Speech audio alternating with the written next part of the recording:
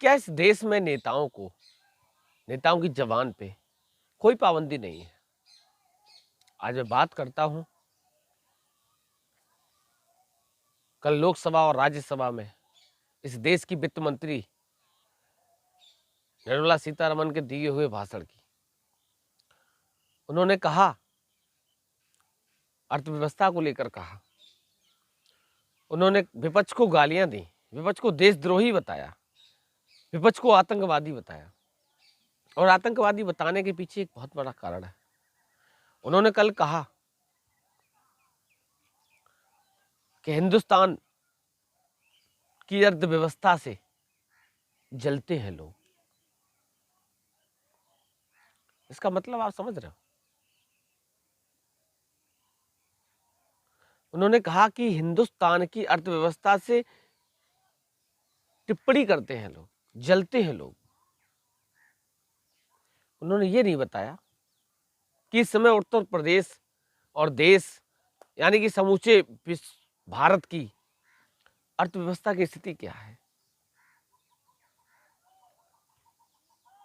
एक समय प्रधानमंत्री जो आज देश के हैं वो कभी गुजरात के मुख्यमंत्री थे। सबसे पहले तो आपको निर्मला सीतारमण का वो भाषण सुनवाता हूं जो उन्होंने कल राज्यसभा में कहा। इस सदन में दुख की बात है कि हमारे सदस्यगण भी हमारे विदेश में अगर हमारे दुश्मन कोई है, उन जैसे अगर हमारी इकोनॉमी अच्छा चलता है और अच्छे फास्टेस्ट ग्रोइंग इकोनॉमी है, फिर भी उसके ऊपर जलन से बात करने वाले लोग इधर है। सुन लिया आपने? वो कह रही हैं कि हिंदुस्तान की अर्थव्यवस्था से जलते हैं लोग। 2014 से पहले जब इस देश के प्रधानमंत्री और गुजरात के मुख्यमंत्री थे तो उन्होंने कहा था कि सरकार जितनी तेजी से गिरती है ना, हिंदुस्तान का रुपया भी उतनी तेजी से ही गिरता है। और डॉलर की अगर बात करूं तो अमेरिकी डॉलर सबसे उच्च स्तर 82 रुपए को भी पार कर गया। सुनिए प्रधानमंत्री का वो भाषण जो उन्होंने मुख्यमंत्री रहते कहा था। ऐसे नहीं होता मित्रों, मैं शासन में बैठा हूं, मुझे मालूम है इस प्रकार से रुपया इतनी तेजी से गिर नहीं सकता। अरे ये नेपाल का रुपया नहीं गिरता है, बांग्लादेश की करेंसी नहीं गिरती है, पाकिस्तान की करेंसी नहीं गिरती, श्रीलंका की करेंसी नहीं गिरती। क्या कारण है हिंदुस्तान का रुपया पतला होता जा रहा है? ये जवाब देना पड़ेगा आपको। देश आपसे जवाब मांग रहा है। रुपये की कीमत जिस तेजी से गिर रही है, और कभी कभी तो लगता है कि दिल्ली सरकार और रुपये के बीच में कंपटीशन चल रहा है।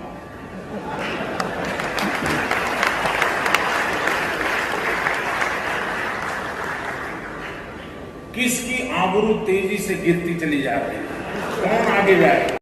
वित्त मंत्री निर्मला सीतारमण से मेरा एक ही सवाल है, 2014 से पहले हिंदुस्तान में गैस सिलेंडर की कीमत 400 रुपए से भी कम थी, 394 रुपए का सिलेंडर आता था। आज उसी सिलेंडर की कीमत 1150 रुपए है। महंगाई की बात करूं, गरीब आदमी, रोजमर्रा रोज कमाने वाला व्यक्ति जो 300-400 रुपए की मजदूरी करता है, आज उसके लिए सरसों का तेल 200 रुपए पार कर गया। पेट्रोल डीजल की बात करूं, किसानों की आप बात करते हो ना, आप कहते हो ना कि बहुत हुई महंगाई की मार, अब की बार मोदी सरकार। 2014 में बहुत बड़ी बड़ी होर्डिंग्स, पूरा प्रचार तंत्र, पूरा मीडिया तंत्र आपने लगा रखा था और कहा जाता था ना कि बहुत हुई महंगाई की मार, अब की बार मोदी सरकार। और धरातल पे अगर बात करूं तो महंगाई से आपका कोई सरोकार नहीं है। वो आपकी रानी घर से निकलती सिलेंडर लेके रोड पे बैठ जाती थी। उस देश के सबसे संवेदनशील 2014 से पहले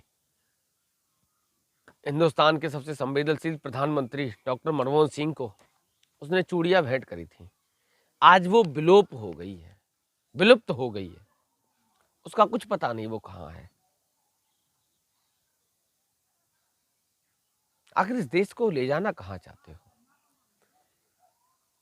मैं एक सवाल करता हूं आपसे, और मैं सिर्फ एक सवाल, हिंदुस्तान का वो डेवलपमेंट बता दीजिए आप जो 2014 के बाद और आने वाले 2024 के लोकसभा चुनाव, यानी कि आपका 10 साल का कार्यकाल, और 10 साल के कार्यकाल में ऐसा क्या हिंदुस्तान में डेवलपमेंट हुआ जिससे महंगाई 3 गुना बढ़ गई? सिर्फ एक सवाल। पूरी भारतीय जनता पार्टी का कोई भी नुमाइंदा, चाहे वो स्मृति ईरानी हो, रवि किशन हो, निरहुआ अभी सांसद बनाना सनाप बोलता रहता है, चूतिया, कोई भी भारतीय जनता पार्टी का एक नुमाइंदा सिर्फ ये बता दे कि 2014 के बाद और 2024 से पहले, क्योंकि लोकसभा का चुनाव 2024 में है, और पूरे 2010 साल के पूरे कार्यकाल में पूरी भारतीय जनता पार्टी कोई भी एक शख्सियत, सांसद, विधायक, मंत्री, मुख्यमंत्री, गृह मंत्री, कैबिनेट मंत्री, प्रधानमंत्री, सिर्फ इतना बता दे कि 10 साल के कार्यकाल में ऐसा मैंने ये डेवलपमेंट करा जिससे हिंदुस्तान की महंगाई 3 गुना बढ़ गई 10 साल में। इस देश को 70 साल आजाद हुए, 10-20 साल तुम्हारे निकाल दो, सरकार रही तुम्हारी।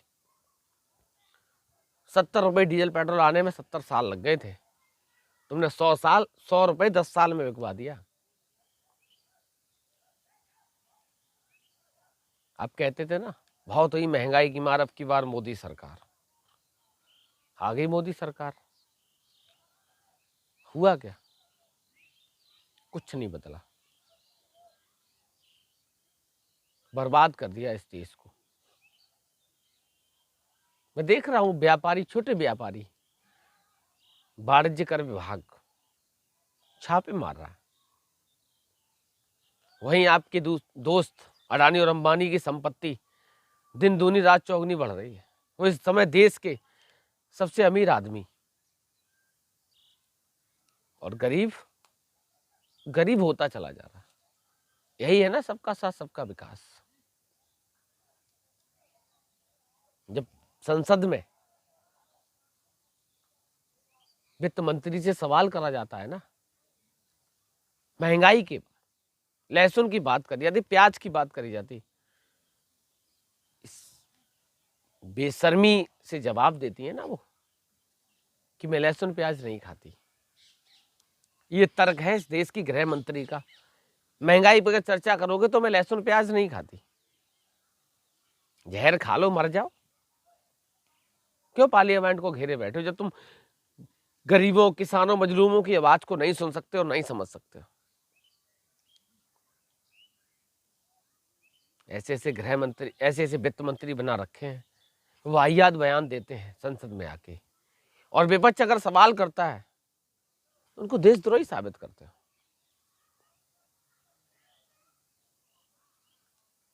दो 2024 का चुनाव दूर नहीं है, और जनता अब हिंदू मुसलमान के बहकावे में नहीं आने वाली। ज्यादा समय नहीं रह गया, 1 साल का समय है। उसी तरीके से अपने वाहियात बयान देते रहिए, जनता सबक सिखाने के लिए तैयार है। आज के लिए बस इतना ही। अगर आपने हमारा चैनल सब्सक्राइब नहीं करा है तो आपसे निवेदन है कि चैनल को सब्सक्राइब करिए, जिससे कि मैं कोई भी कार्यक्रम, कोई भी शो करूं तो आप तक आसानी से पहुंच सके। नमस्कार।